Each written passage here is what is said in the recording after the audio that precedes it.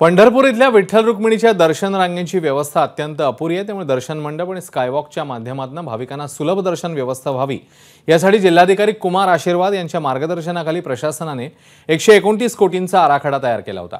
बैठकीमध्ये दर्शन मंडप आणि स्कायवॉकसाठी 110 कोटींचा आराखडा आता समितीने मंजूर केला।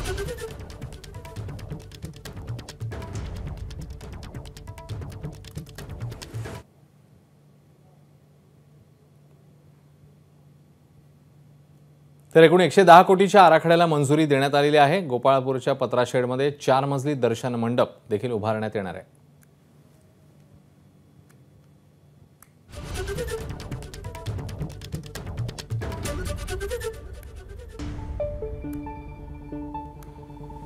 या भाविकांना आता आषाढीमध्ये त्यामुळे 2 तासात दर्शन मिळणं शक्य होईल। या संदर्भातल्या आराखड्याला आता मंजुरी मिळाली आहे आणि आता या संदर्भात पावलं टाकण्यात येईल।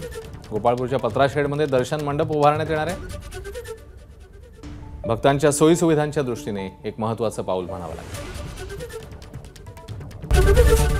एबीपी माझा, उघडा डोळे बघा नीट।